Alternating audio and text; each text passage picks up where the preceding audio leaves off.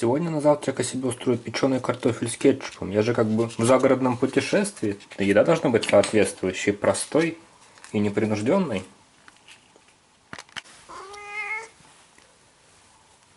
С утра пораньше мяукает прямо вся.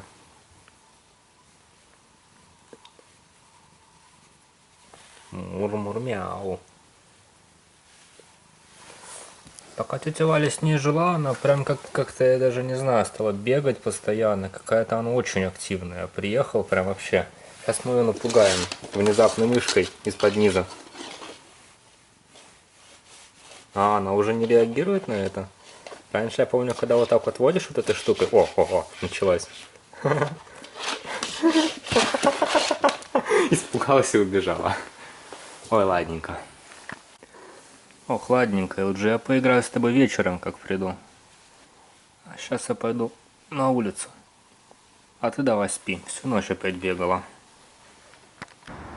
Прямо утренняя, раннесентябрьская идиллия. Красота, кто-то вот высаживает прямо во дворе их.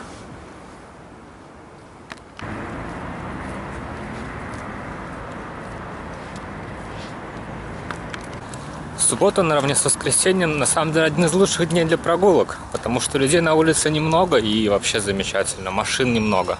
И прогулок не только на велосипеде, но и пешком. Поэтому я решил сегодня устроить себе экскурсию по метро в какой-то степени, ну и в центр съездить заодно, как говорится. Потому что я в метро толком последний раз был, наверное, весной, да. Один раз летом я туда заходил, тут как раз на день ВМФ, я помню, да. Вот именно отсюда ехал, но там только туда и обратно доехал. А сегодня хочу прям по станциям проехаться, потому что раньше я на метро постоянно ездил, а вот сейчас чего-то не очень часто. Какой сегодня замечательный солнечный день, однако. Хотя по прогнозу передаю, что сейчас туча найдет и начнется ливень. Ну посмотрим. Под землей-то ливня не будет, как бы там ни было. Для начала надо хотя бы проезд оплатить, потому что, я не знаю, на карточке, наверное, денег уже и нету. Почему очередь в субботу такая? Ну ладно. Так, посмотрим.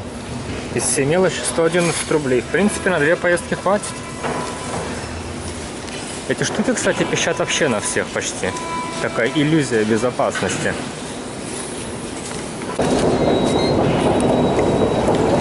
Ну, так как я сейчас на Гражданском проспекте, то, в принципе, в квартал я буду входить именно отсюда. Как мне нравилось раньше по эскалатору сбегать. Так прямо разгоняешься и прямо бежишь в глубину. Это экономит реально минуты 2 времени на глубоких станциях. Очень даже неплохо. Хотя людей-то вообще-то и нету. Пусто. Лишь случайные люди спускаются вниз. И на самом Гражданском проспекте, в общем-то, я бывал достаточно часто. Ну, просто потому что я сюда езжу в гости к родителям. Тут, на самом деле, очень стильная станция. Мне особенно нравятся вот эти вот фонари. Прямо так это. Даже сейчас стильно выглядят.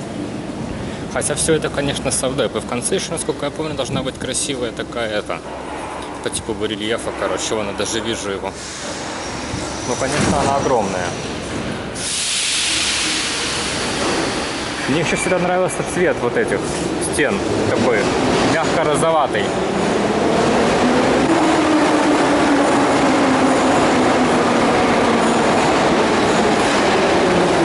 Золотистый цвет оформления станции — это, конечно, шикарно. Прям очень так это ярко и монументально смотрится издалека особенно. Но почему-то мне не нравится, что вот эти штуки постоянно паркуют вот именно вот к этим барельефам. Но, видимо, другого места нету.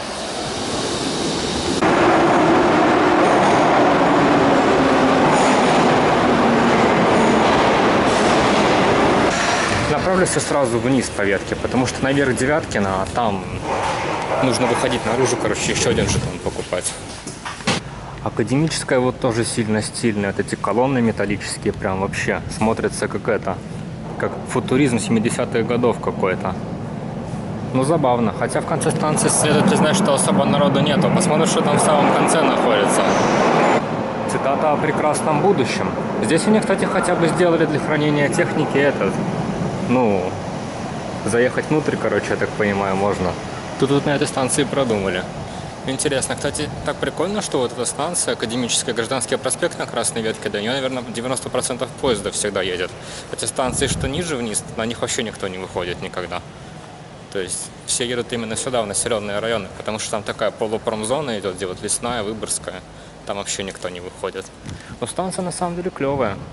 Мне она прям так нравится. Я, правда, здесь практически никогда здесь не выходил наверх, потому что, ну, а смысл мне выходить здесь наверх? Ну так очень даже ничего. И она, главное, еще чистая, блестящая, постоянно моют, я смотрю. Потому что эти колонны, они, несмотря на то, что уже лет 30 прошло, блестят как новенькие. Вообще красота.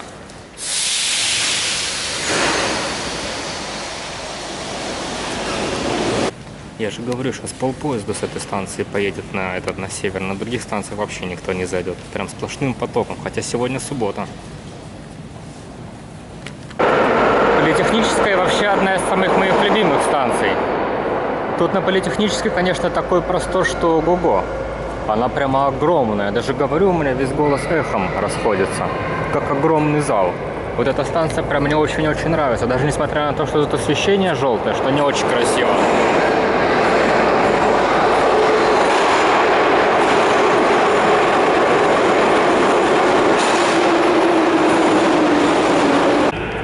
Это что, стойка для Wi-Fi, что ли? Да ладно. Я не знаю, просто в метро давно не был. Может, тут уже и появился Wi-Fi.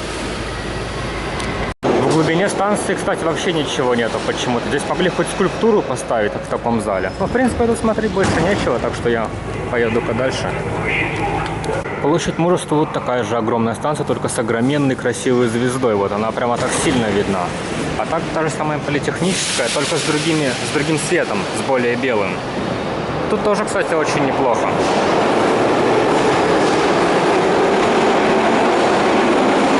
В отличие от этого расстояния между Гражданским проспектом и Академической, где там чуть больше километра даже ехать, здесь ты едешь буквально до этой станции меньше минуты, потому что они очень близко находятся, прям как Пушкинский технологический институт, вот, который я проезжаю сверху постоянно.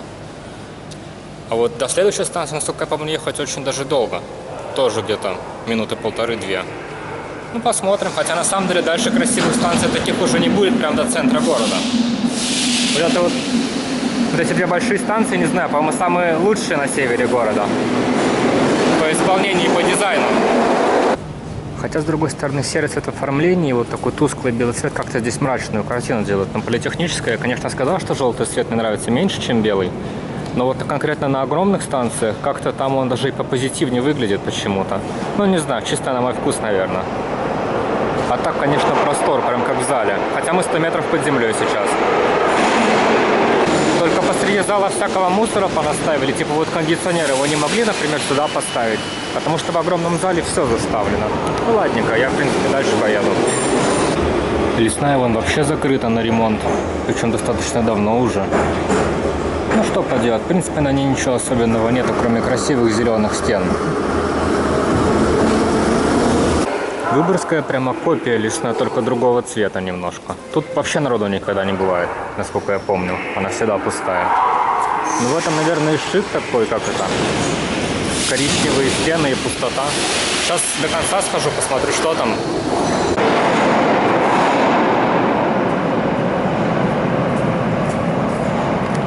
Мне кажется, видеокамеры на всех станциях раньше были другие. Может, они новые какие-то установили? Как-то эти уж очень так свежо выглядят. Ну, фиг знает, я очень давно в метро не был. А в глубине станции просто стена. Я не помню, вот она тут и раньше была, или это просто ремонт такой делают? Раньше как бы на станциях, ну, я просто очень редко на Выборгской когда бываю. И что-то мне кажется, что там, может, реально за них что-то делают, или... Нет, она бетонная. Просто они сделали стену в конце станции. Нифига себе решили сэкономить. Могли бы хоть, я не знаю, цитату какую-нибудь там о светлом будущем написать. Ну, на Выборгской так, в принципе, особо нечего делать. Так что поеду-ка я дальше. Хотя тут на всех станциях метро особо нечего делать. Это же как бы транспортная пересадка, а не музей.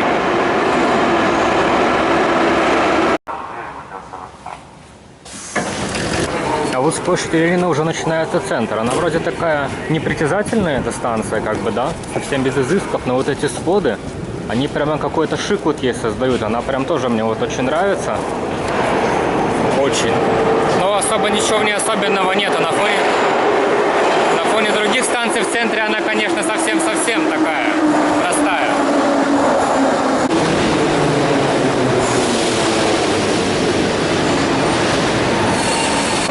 К слову о том, что на ней на самом деле два выхода. Один на вокзал, а один просто на улицу. И вот тот выход, который на улицу, вот я ее постоянно проезжаю на велосипеде. Интересно так. Но вот эти своды, конечно, шикарные. Мне прямо очень нравятся. Очень так монументально и красиво смотрится. И вот эта плитка тоже создает какой-то такой старомодный шарм, что ли. В метро так неудобно снимать, потому что постоянно поезд ей ездит и постоянно шумно. Очень шумно. А что поделать? В субботу они тем более не очень часто катаются, я смотрю. Почему она в 58 году открыта? На 3 года позже, чем центральная станция, но уже без изысков, как говорится. Уже такая простенькая. Ну, простенькая, но благодаря своим сводам очень даже так круто выглядит.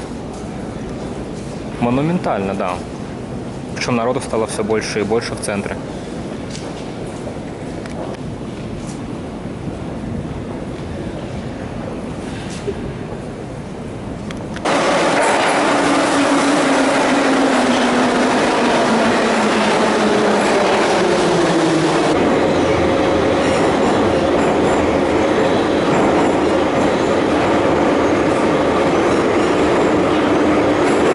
Чернышевская, вот одна из самых глубоких и самых длинных станций, была тоже построена, насколько я знаю, вот сразу как изыски отменили в 58 вроде году, как площадь Ленина.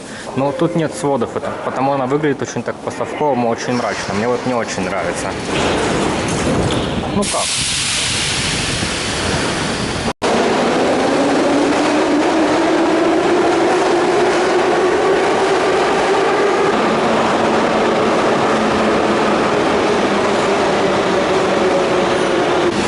Причем сэкономили еще, сделали центральный вестибюль меньше, чем боковые. То есть он вот раз и закончился. Типа такая совсем-совсем экономия. Ну не знаю, какая-то станция очень мрачная, но ее во всяком случае очень ярко подсветили. Светодиодными лампами вот этими в последнее время, потому она как-то вот посветлее стала. Ну не знаю, из всех центральных станций, по-моему, это самая убогая, которая есть. Одна из. Поэтому поеду-ка я дальше, тут особо делать нечего. Хотя вот плиточка тут тоже как на площади Ленина висит, кстати.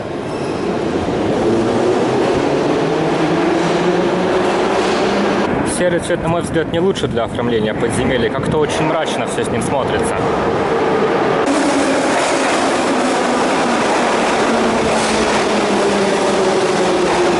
Следующее после Чернышевской здание, площадь Восстания, известна этим, своим огроменным переходом между станциями, между зеленой и красной как бы веткой, что он прям длинный-длинный, по нему как по туннелю идешь. Ну и тем, что она самая красивая, но правда самая красивая станция, она впереди еще. Сейчас я до нее просто по переходу дойду. При том, что переходов между станциями здесь на самом деле два. Есть еще эскалатор, который прям напрямую тебя приводит. Но мне почему-то этот переход длинный на Восстание всегда нравился, потому что, вот я говорю, я часто приезжал на площадь Александра Невского, в Макдональдс, когда учился. И чтобы доехать от площади Александра Невского, от Зеленой ветки, надо вот по этому переходу перейти.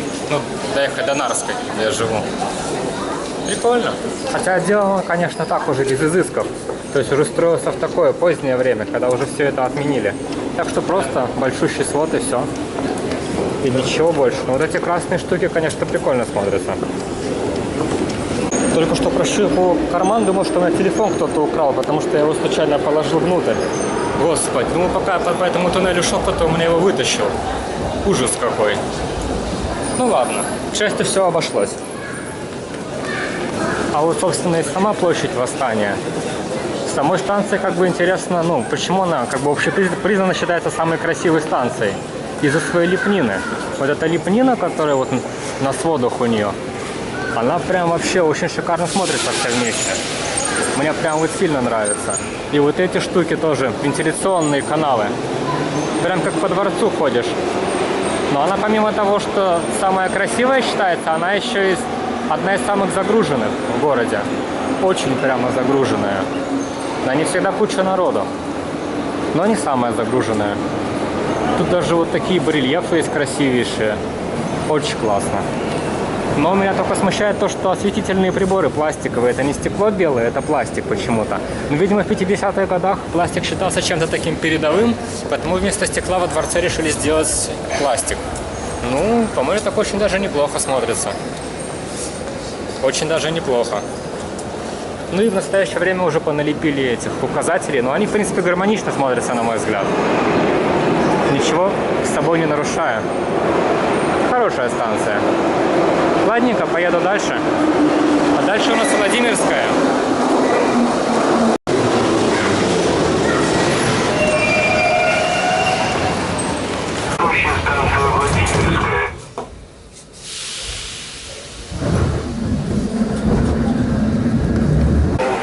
На Владимирской, как и на Чернышевской, сделан, короче, вестибюль. Ну, как это, так что вот эти вот пути, они длинные, а внутри вестибюль маленький. Но в отличие от Чернышевской, здесь сделано освещение, именно вот такое более-менее приятное. И белые стены, то есть они вот добавляют в подземелье именно, как это, ощущение уюта, потому что, когда они серые, под землей ощущение, что как будто в норе какой-то. Ладненько, дойду до центра, там вроде, там этот переход красивый на это есть, на другую станцию.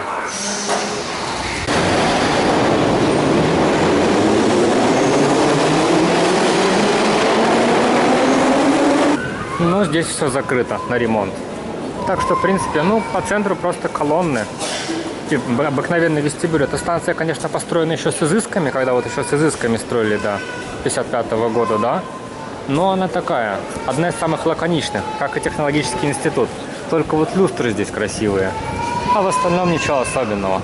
Так что направлюсь-ка я дальше, собственно.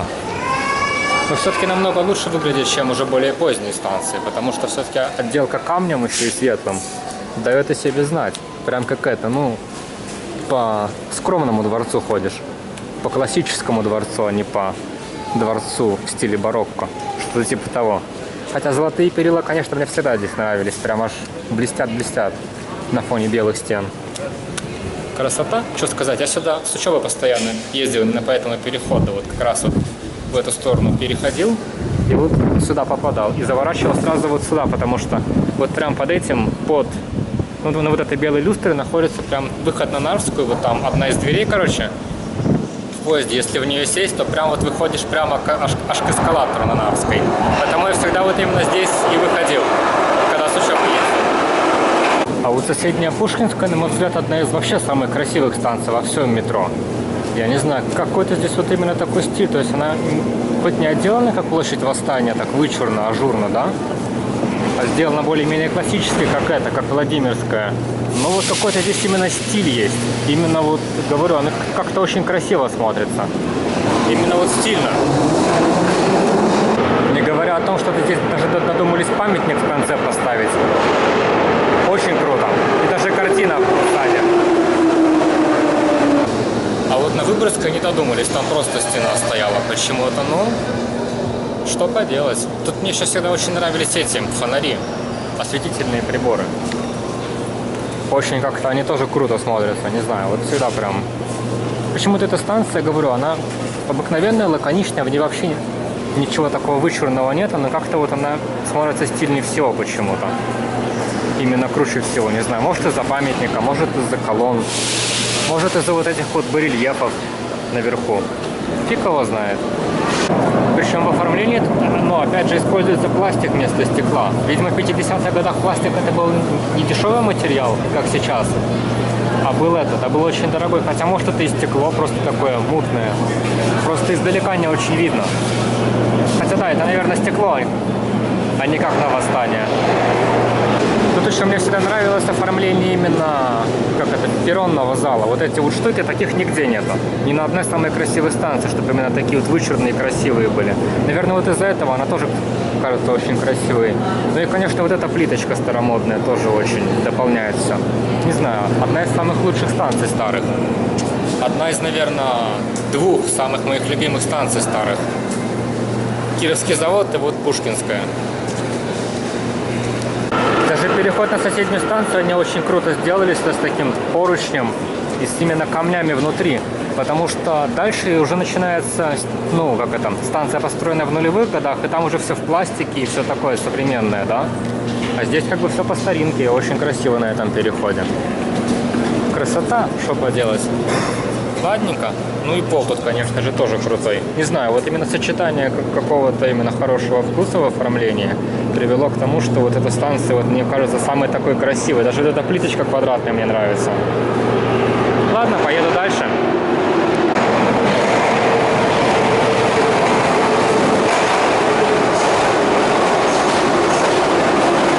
Причем следующая станция, технологический институт, она вроде сделана тоже с изысками, вот еще в то время, но как-то мне тоже совсем не нравится.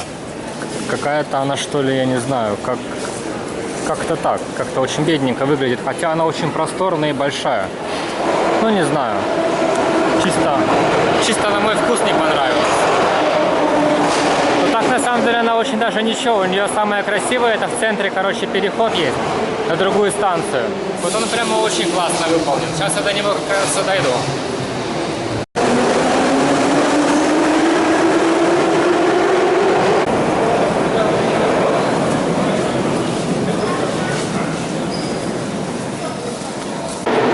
Вот переход на другую станцию мне очень нравился всегда. Очень вот эти колонны как-то классно выглядят в сочетании с этим, с перилами, которые их огибают. Не знаю, почему-то вот всегда мне вот они нравились. Еще когда вот выходишь с них, попадаешь тоже на вот такие колонны, и прямо вот впереди Нарвская находится, что очень и очень тоже клево. Ну а так, в принципе, оформление вполне себе обычное, ничего тут особенного нет, а только барельефы, да и все такое. Но не знаю, она как-то по стилю мне вот не зашла, что ли. Другие станции как-то более вычурные.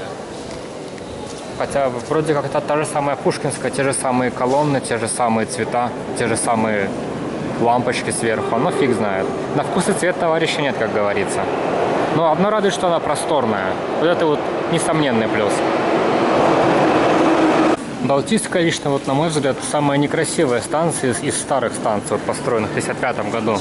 Уж не знаю почему. Ну, наверное, потому что она серая и очень темная всегда была.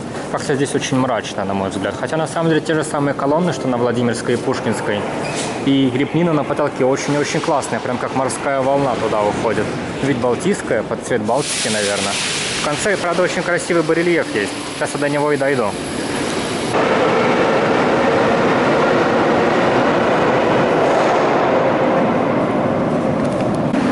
Вот какая тут симпатичная картина висит. Мне прямо она почему-то всегда нравилась на этой станции. Такое яркое пятно посреди всего серого. И классно, что здесь вот именно сделали, потому что вот на технологическом институте ничего нет, а на Нарвской ничего нету. А здесь именно вот так получилось, что до наших дней такая шикарная картина дошла. Это, конечно, не памятник Пушкину, как вот на Пушкинской, но все же.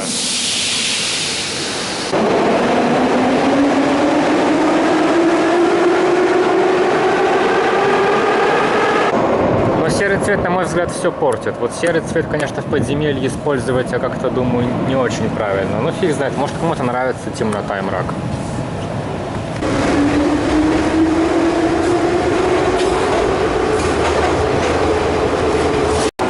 Нарвская вот тоже очень даже ничего так. Она причем светлая, и вот эти люстры очень красивые, прям вообще хороши. И оформление вот именно всего. Играют свою роль, как говорится.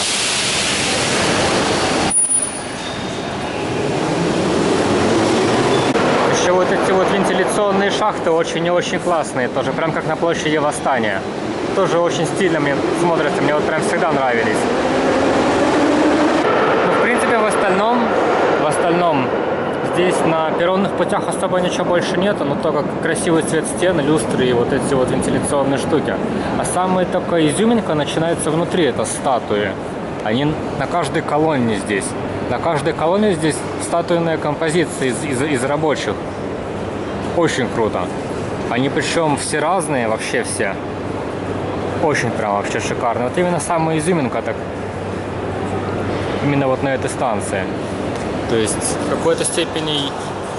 Ну еще в Москве, я слышал, тоже есть похожая станция, тоже со статуями. Вот и у нас есть. Ну а так, в принципе...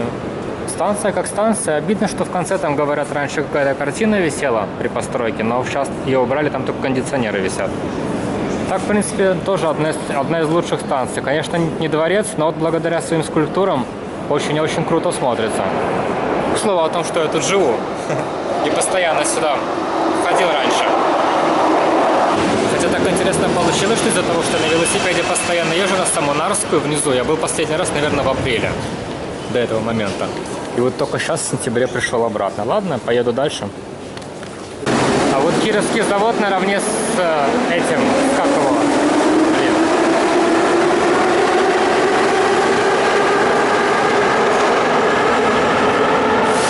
Тут постоянно поезда шумят, поэтому только начинаешь говорить и сразу тебя не слышно, потому что поезд опять едет.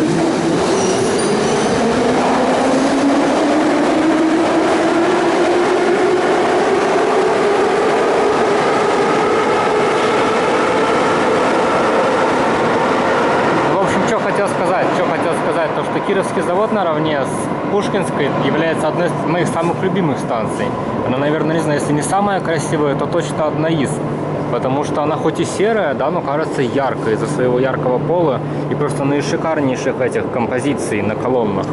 И вот этих вот шикарных лепнин с эмблемой Кировского завода. Мне прям всегда, не знаю, Кировский завод казался, наверное, самой красивой станцией. То есть Кировский завод, потом вот, наверное, Пушкинская идет, а потом даже, не знаю, еще вот Автово тоже ничего так, но она, не знаю, она, конечно, даже общепризнанно является чуть ли не одной из лучших в мире по внутреннему убранству, но, не знаю, по мне так здание как здание. Тут именно сам стиль, вот, сочетание вот именно цветов, этих скульптурных композиций привело к тому. Даже не знаю, очень классная станция. Даже люстры здесь прекрасные. Даже памятник в конце, хотя до этого памятника я практически никогда и не доходил, тоже прекрасен. Ладненько, поеду дальше.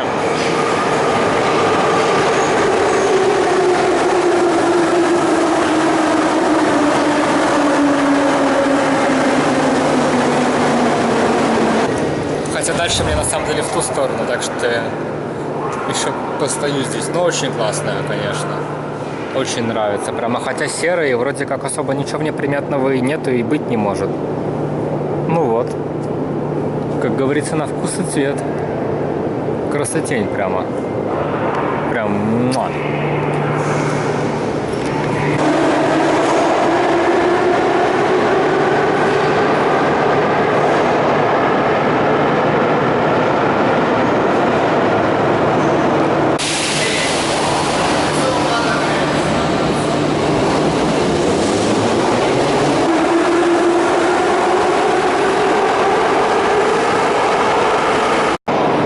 Это не просто станция, это самый настоящий дворец, даже по меркам метро.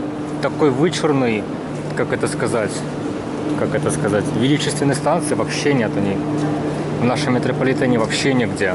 Самая пышная из тех, что можно только придумать. Она даже похожа на натуральный дворец. Это даже колонны стеклом обделаны. Это нечто просто. Это настолько богато, настолько круто, что прям аж вообще. Даже вентиляционные люки здесь, я не знаю, сделаны ого-го как.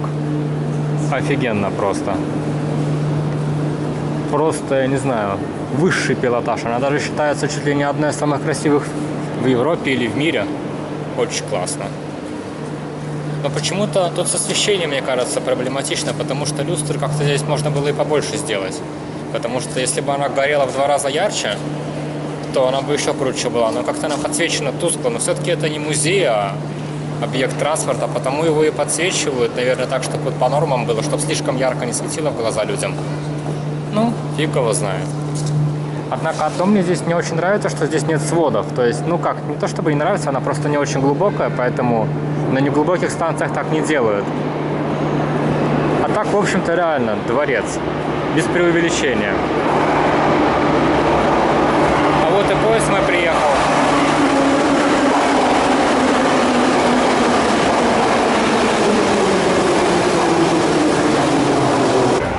Если Автово похоже на дворец в стиле барокко, то Ленинский проспект похож на Брежневку, на панельный Брежневский дом. Лаконично, стильно, но просто. Тут, в принципе, ничего особенного нет такого. Просто колонны и все.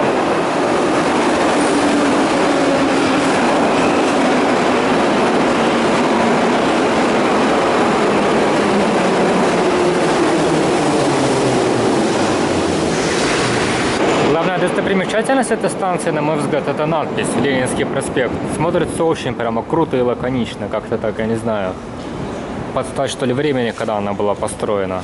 То есть он как бы похож на такой именно брежневский дом. То есть Уже не хрущевку, но еще и не сталинку. Просто и лаконично. Тут даже эти осветительные приборы, просто лампы воткнуты. Какой дикий контраст со дворцом, который был до этого. Просто дичайший. Но что поделать, времена изменились, и предпочтения в архитектуре тоже, как говорится.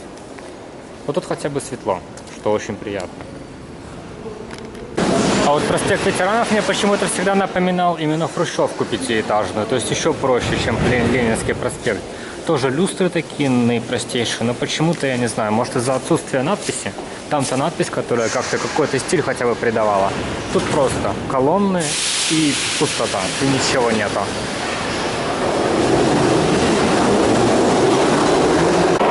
Хотя функции станции метро выполняет, и ладно. Между прочим, самая... О, Господи, я думал на этом поезде уехать. Ну ладно. Между прочим, самая проходная станция во всем метро, потому что весь юго-западный пригород обслуживается этой станцией. Так вот, это самая проходная станция в городе, самая загруженная, потому что она обслуживает весь юго-западный пригород. Потому что там выход на маршрутке, и вот там вдалеке выход на маршрутке. Хотя такая простая и лаконичная, но с нее можно уехать реально, ой, как много куда. Там выходишь и сразу толпень маршруток сверху.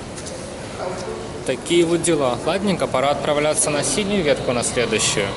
А это уже технологический институт, так что я телепортируюсь обратно на половину ветки назад. Такие вот дела. Вот технологических институтов на самом деле два. Одна станция построена уже после запрета изысков, такая простая и лаконичная, а другая построена вот как, ну, та, которая с колоннами до. Хотя они обе лаконичные. Тут, в принципе, смотреть особо нечего, кроме вот этих цитат прикольных. Но эта станция ведет вверх в город, а мне нужно вниз. Я хочу начать свое путешествие по синей ветке метро, короче, снизу. Поэтому я возвращаюсь обратно на станцию с колоннами, которая меня и приведет туда, собственно. На вот эти вот самые станции. Ну, удобно они, конечно, сделали, что половина станции ведет вниз, а половина вверх на этих двух станциях, что как бы они пересекаются друг с другом. Очень удобно, я считаю. Но в Купчино я выходить не буду, потому что там, ну, нужно еще один жетон покупать, чтобы обратно зайти. Так что только до Звездной доедусь. Но там интересно, на самом деле. Раньше вот этой штуки пластиковой здесь не было, просто был заборчик, и там можно было посмотреть на станцию, на саму, вот так вот буквально. Очень симпатично выглядело, но, видимо, в целях безопасности, чтобы случайно туда не опрокинулся кто-нибудь в час пик, потому что она как бы, ну вот я прохожу, и мне она буквально, ну, о господи, как бы телефон не улетел, ну вот по пояс, чуть выше. И, наверное, очень опасно построили, потому это вот щиты построили здесь. Но только почему-то он непрозрачный. Ну, что поделать. Решил начать гулять прямо с конца, прям снизу со станции Звездная, потому что здесь, потому что здесь сейчас пик начинается и куча народу. Я решил, без людей в центр сейчас никто не въезжает, поэтому начал прямо с конца. Станция, кстати, очень и очень стильная. Мне прям вот эта надпись в конце всегда очень нравилась, и звездочки. Хотя непонятно, почему она звездная. Тут космодрома нету нигде. О, и здесь я смотрю тумба с Wi-Fi. Неужели она должна быть такой большой?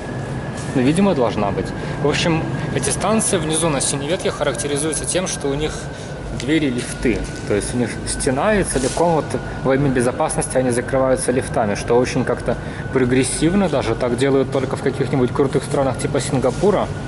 А вот в советское время взяли и сделали. Но что-то, видимо, у них не пошло, и поэтому такой опыт они перестали применять. Но так станция как станция, но вот именно вот эта надпись звездная, вот очень, красит ее.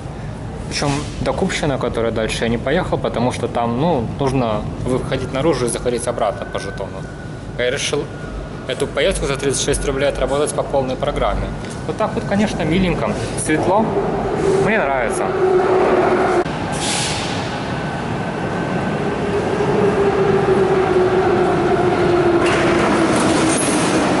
Все модно. Причем очень много этих отреставрированных поездов ездит на синей ветке. Достаточно так немало. Но это не современный, это как бы старенький, просто отремонтированный. Очень даже ничего так смотрится. Чистенько.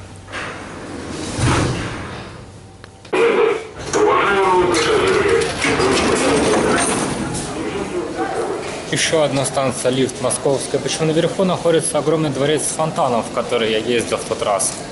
И который фонтан не работал. Ну и аэропорт, само собой. Тут даже два выхода. Один в одну сторону, а другой вон туда. Ну, станция непритязательная, серые стены. Вот разве что надпись клево смотрится. Надпись тут достаточно стильно сделана. А в остальном вообще ничего особенного. Обыкновенный крытый зал. С кучей лифтов. Причем здесь на синей ветке точно так же, как и на красной, наверху большинство едет прям до конца. Вот до Московской, Звездной и Купчино. А вот наверху станции, они такие, полупустые, вот особенно Фрунзенская, там, Московские ворота, потому что там особо никто не живет. Все начинают жить где-то, начиная вот с Парка Победы, с этих вот станций. Но Московская, конечно, очень сильно обитаемая из-за аэропорта и огромного вот этого жилого района вокруг из Сталинок. Вот, собственно, все окрестности этого огромного дворца. Целый район здесь вокруг.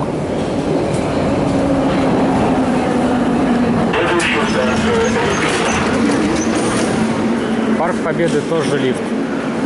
Тоже обыкновенная станция. Но мне нравится, что они все светлые. На этой синей ветке внизу они очень светлые. Прям вот ярко-ярко. Хотя вообще никакого стиля дизайна здесь нету. Просто стена и на ней куча лифтов с закрывающимися дверьми. Вот эти полукруглые штуки очень клевые, металлические. Мне вот нравились всегда.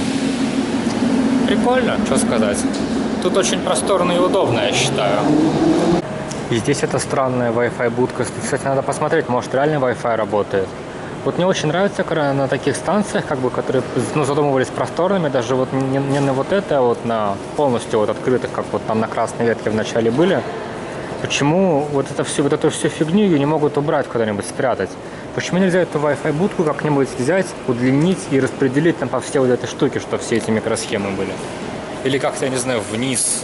Потому что когда такая бандура стоит, мне кажется, это как-то, ни к селу, ни к городу, как говорится. Ну, фиг его знает. В конце там тоже ничего особенного нет, а только надпись «Станция Парк Победы» металлическими буквами, и все. Модно было раньше строить, однако, вот как вот лифт.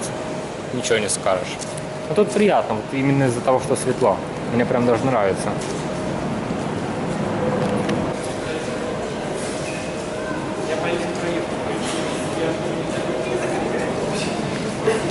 А вот дальше уже начинаются станции 60-х годов, когда начали сильно экономить, но строили еще по старинке, без лифтов и всего такого, то есть со сводами и всем таким.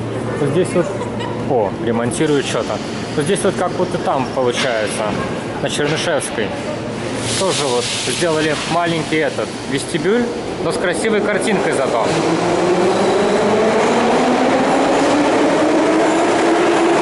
Но при этом сама станция точно такая же серая и неприметная. Но она хотя бы очень яркая. Из-за того, что светодиодное освещение используется, на таких станциях становится хотя бы светло на серых. И это очень и очень неплохо, потому что синяя ветка метро, она целиком вот белая всегда. В ней в поездах использовались вот эти вот белые лампы длинные. И на станциях, в отличие от красной ветки, где в поездах раньше использовались лампы накаливания желтые вообще. Ну ничего, так станция. Есть какой-то в ней шик. Но она, правда, необитаемая, потому что сверху завод Электросила, который как бы не жилой совсем. Потому здесь особо никто не живет, и на ней вообще никого нет никогда. Ну, тоже такая интересная. Ее еще отремонтировали, вот. Давно достаточно уже.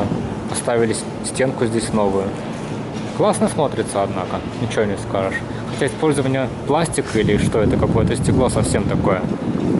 Так себешная в оформлении, мне кажется, какая-то спорная задумка. Ну, видимо, так надо.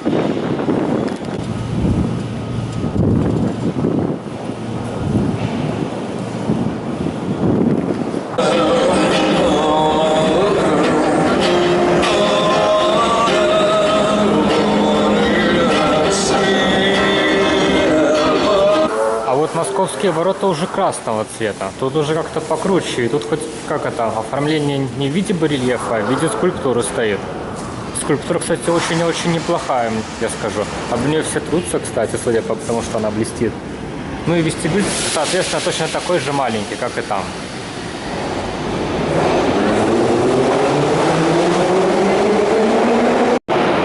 Есть в этих станциях, вот на синей ветке, вот возле техноложки, которые вот 60-х годов, какая-то, я не знаю, какой-то шик. То есть они такие светлые, с этой плиточкой.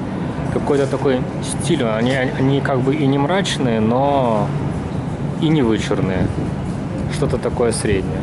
Ну, не знаю, очень даже прикольно. Кстати, эта станция тоже необитаемая, потому что здесь тоже практически никто не живет, как и на следующей Фрунзенской.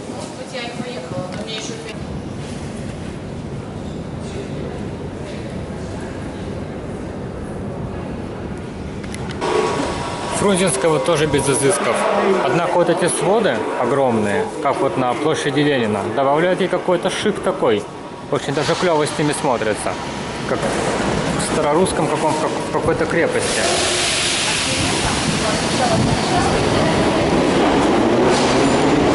Середина вестибюля тоже малюсенькая, но в конце вот такая красивая композиция находится. Прям красивая-красивая, но она опять же загорожена ремонтом этого пола. Вот постоянно на всех станциях ремонтируется. Ну, прикольная станция, но она, правда, тоже почти необитаемая, потому что здесь хоть и живут люди, но тоже умеренно.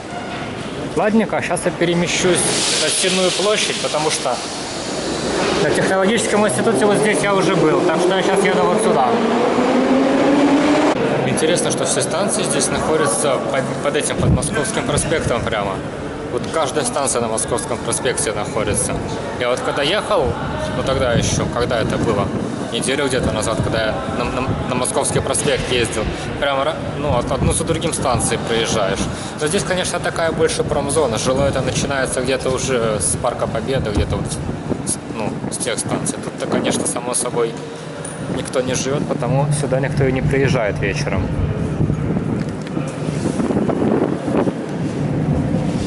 Стенная площадь тоже одна из первых станций, вот когда отменили изыски всякие, но она выглядит какой-то такой обшарпанный все время, я не знаю, грязный что ли.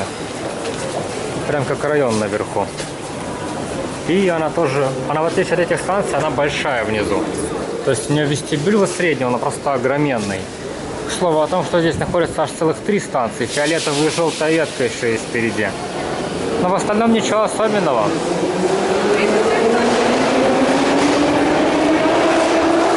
Переход на фиолетовую ветку вот классный такой, он высокий прямо в центре зала находится. И возле него стоят все-таки хоть какие-то декоративные элементы, фонари, которые мерцают причем. Тоже ничего, такие колонны. Прикольно смотрится, даже за нее зайти можно. Но я не буду заходить, а то вдруг застряну. Хотя не, я не застряну, но все-таки. Для худых людей само то. Но при переходе на желтую ветку такой простенький барельеф. Но сюда я еще вернусь, потому что там уже совсем другая станция. А так поеду-ка я дальше, на Невский проспект, который, кстати, тоже на Стенную площадь похожа. Хоть и находится прямо в центре города. Синие стены, кстати, хороши, прям это, под цвет линии. Еще на соседнем Невском проспекте они красные все. Тоже такой вот архитектурный прием использован здесь. Невский проспект — единственная станция в городе, на которой сделана, как это, уникальная надпись. Везде просто надписи, здесь вот так вот. Но по стилю она как Стенная площадь, как это, ранняя эпоха экономии, вообще никаких изысков. Хотя и как бы такая одна из самых туристических в городе.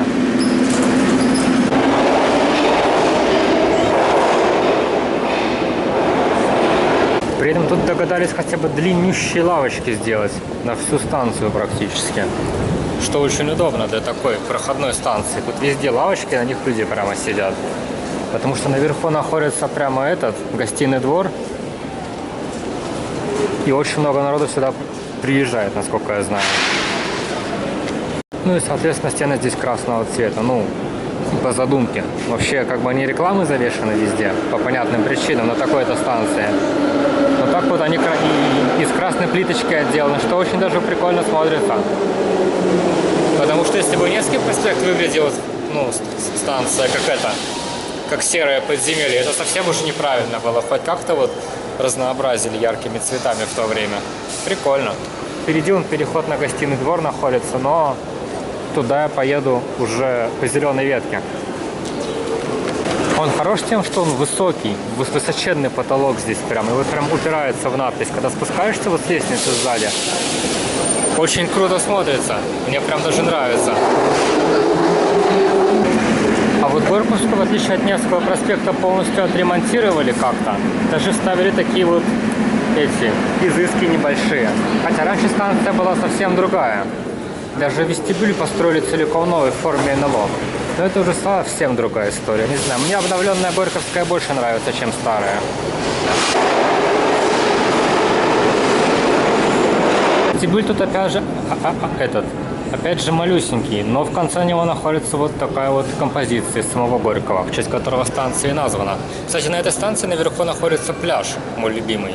Правда, до этого пляжа быстрее доехать на велосипеде, чем на метро. Чуть-чуть быстрее. Но Горьковская классная, конечно, она целиком перестроенная. Вообще целиком. И отделка стен, и все здесь сделано по-новому. Но они хотя бы сделали, как это, ее светлой, что очень и очень приятно. Хорошая станция. Благодаря своему пляжу, конечно же.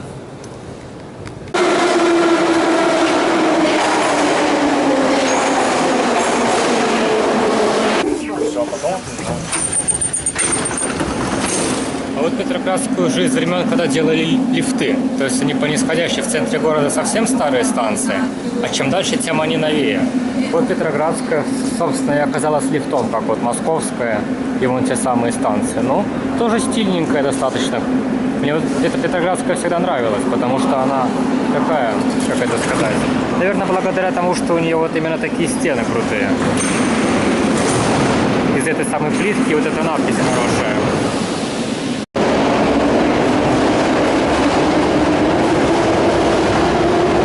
В конце находится, причем она синего цвета, прям как ветка. Очень даже круто смотрится. Простенькая фигура, заставленная всякой фигней. Видимо, как-то вот не предусмотрели при постройке, хотя эту штуку, по идее, за ней что-то есть. А может и нет. Наверное, не помещается за нее, тому и не поставили. Ладненько, тут, в принципе, смотреть особо нечего, поэтому поеду-ка я дальше. Там впереди начнутся сейчас станции, короче, которые строили во времена расцвета строительства метро. Они все как политехническая, они огроменный зал. Самые дорогие, самые крутые станции. В 80-х, 90-х годах их строили. И вот они друг за другом вот так вот идут. Мне прям очень нравится. Все 4. Очень крутые, особенно вот озерки. Ну, сейчас я до них доеду. Я думал посидеть где-нибудь, на какой-нибудь из станций понравившихся. Но потом понял, что я за все время, пока езжу, это несколько часов, это вообще-то очень много объехать, как оказалось, все метро. Насижусь в вагонах, как говорится, я похожу по экспозиции, сажусь в поезд и еду на следующий зал музея, как говорится. Интересно мне сегодня развлечение. Хватит ли мне аккумулятора, потому что один уже сел, а этого только на час хватает. Фиг его знает. Ну, не хватит, поеду домой. А может и не поеду, может просто глазами посмотрю. Я же посмотреть поехал. Наверное, все-таки все станции так и так досмотрю. А вот тут уже начинается прямо расцвет метростроения. Прям самые-самые крутые станции были построены в конце 80-х, начале 90-х годов. Это просто, можно сказать, такой огроменнейший зал, 100 метров под землей. Самые лучшие станции, на мой взгляд. Самые прям вообще. У них причем еще и люстры красивые сделаны всегда. И вообще, все. Именно в конце 80-х годов, как бы, метростроение достигло своего пика просто. И пошло уже вниз. К современным станциям, опять к упрощению, к удешевлению. Такие станции самые дорогие, самые вместительные и просторные. Что очень и очень круто, я считаю.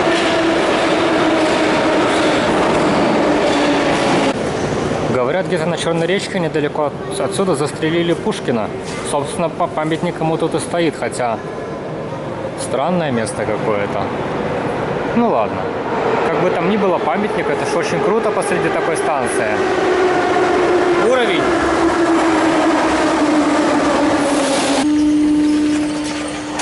Дальше Пионерская. В конце, конечно, ничего не стоит, ну не считая будки с Wi-Fi. Но она тоже огроменная. Вот эти вот люстры, это как бы ее тоже изюминка. Не знаю, по мне так они здесь не к месту, они как-то сужают, что ли. Но она тоже такая просторная и большая. Но хотя она меньше других, она короткая. На синей ветке станции все короче, чем на красной почему-то. Они здесь какие-то урезанные почему-то. Но тоже неплохо.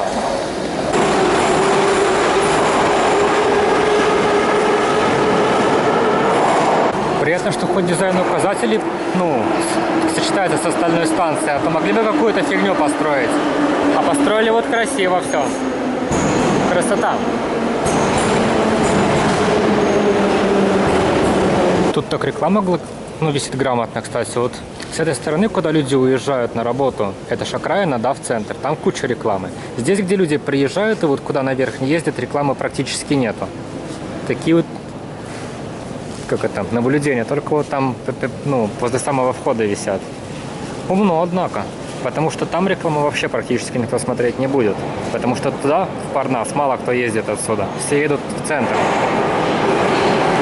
Удельный из всей этой великолепной четверки самая такая, ну, мрачная станция, на мой взгляд.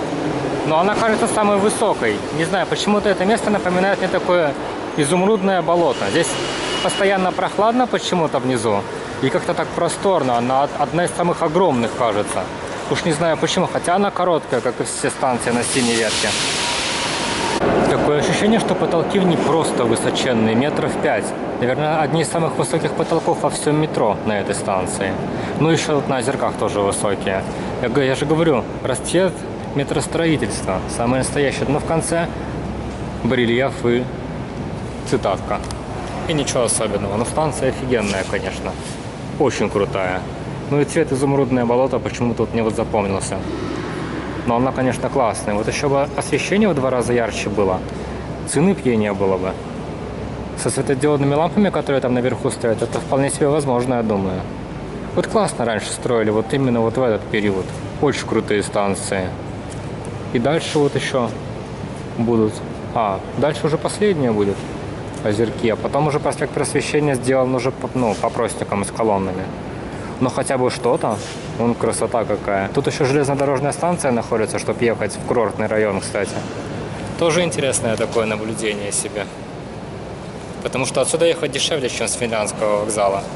Потому лучше приехать сюда, чем на Финляндский вокзал, и вот уже отсюда ехать в ту сторону.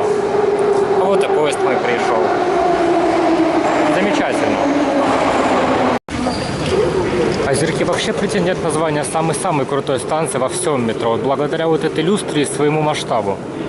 Просто, наверное, одна из самых-самых моих любимых станций. Прям мой топ. Потому что какую-то конкретную станцию самой лучше назвать не получается, но вот Озерки одна из них.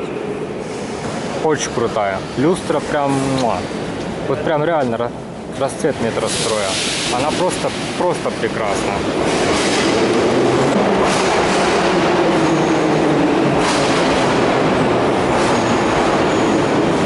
Вокруг, между прочим, находится, помимо огроменного озера с пляжем, находится целый район с частными домами. Тут целая деревня была. То есть, как вот Девяткино, возле деревни построили район в советское время, а здесь уже город вырос. Очень круто. И тут еще парк Сосновка, кстати, рядом. Ну, правда, не совсем рядом, ну, достаточно близко. А эта мозаика просто высший пилотаж. Напротив нее даже лавочку поставили. Какая она классная. Вот прям вообще муа. В этой станции прекрасно все. Абсолютно все. Она хоть и короткая, как и все станции, но здесь, но хотя бы вот у нее лампочки белые. Что очень-очень круто, потому что желтые лампы, они мутные, но они такие мутные в помещении, очень, как это, темное. Белые светодиодные, вот такие вот. Очень, как это, делает помещение ярким. Ну и мозаики на полу тоже шикарные. Отличная станция. Жаль, что таких станций немного, вот больших, просторных, как бы. И ярких. Ну, проспект Просвещения вообще без изысков. Тогда уже все, стали строить опять простенько и лаконичненько. Но хотя бы потолки высокие. И то клево. И лампочки, вот хоть с какой-то выдумкой. А так тут вообще ничего, ну, такого обычного нет. Хотя, стоит сказать, что сюда очень много народу приезжает. Почти полпоезда приехало именно на эту станцию.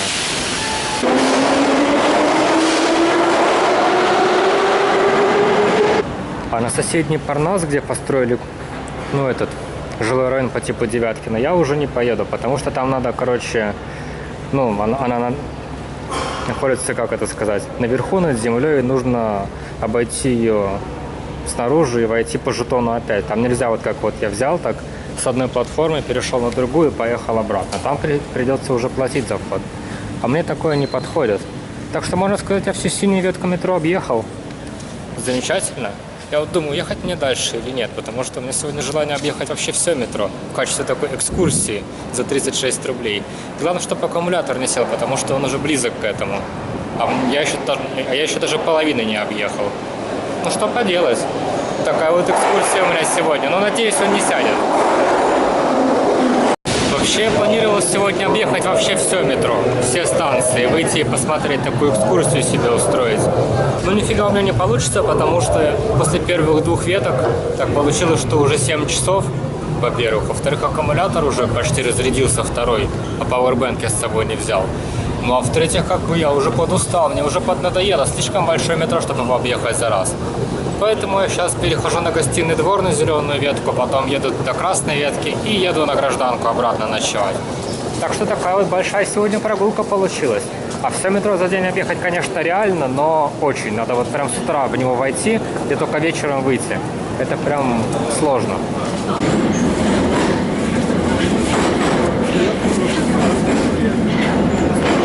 Зеленой ветке, кстати, по которой я сейчас ехал, самые лучшие вагоны метро, то есть она вот этим именно славится. Там получается, половина составов или отреставрированные, как вот я сейчас ехал, то есть старый вагон полностью переделанный внутри, или совсем новые, прям бесшумные, тихие, с кучей электроники, вообще шикарные прямо. Очень нравится. Они только по зеленой ветке в основном катаются. И вообще на других ветках метро есть что посмотреть, вот, например, на желтой ветке. Я учился раньше, тоже интересно было бы съездить. А фиолетовая ветка, она современная. На ней половина станции, короче, пластиковая, такая чисто архитектура нулевых. Очень даже ничего, так там вот новые станции открыли, тоже очень прикольно смотрятся. Да и старые тоже ничего, типа Крестовского острова. Чё? Я видел, да, видеоблогер, круто. В общем, там тоже очень много интересных станций. Вот Крестовский остров особенно. Она совершенно пустая, особенно зимой. Очень даже клево. Ну ладненько, то есть, как говорится, физически у меня это за день не получилось сделать. И не получится просто очень много. Мне сегодня впечатлений, в принципе, на весь день хватило. Замечательно. Поеду-ка я на Гражданку кормить кошку. Докормить себя, кстати. То есть сегодня полдня не ел. А хочется, потому что я весь день под землей. Практически. Надо было мне с собой сегодня пауэрбэнк, взять и встать в 5 утра, но и взять с собой еды в контейнере. Вот тогда бы весь день бы этот смог провести. Ну ладно. Так-то, в принципе, мне уже поднадоело, если честно, потому что я объехал 2 линии метро, они достаточно огромные. Очень большие. Но мне понравилось, кстати, вообще классно. Прям чувство ностальгии, потому что в метро я очень давно не был, хотя раньше очень часто бывал, когда проездной у меня был. Но сейчас проездного нет, поэтому на метро проехаться стоит денег. И мне это как-то не очень нравится. Мне это как-то не очень нравится. Ну ладно. Зато в детстве накатался. И метро на самом деле классно такой. Огромнейший музей, прямо за 36 рублей вход. По подорожнику, так-то по жетону 45 рублей. 36 рублей вход и катайся весь день. Зимой особенно классно, потому что здесь тепло. И куча разных мест и лавочек. Хотя в метро сидеть это, конечно, то еще развлечение на самом деле. Но по выходным ничего так. И ради разнообразия.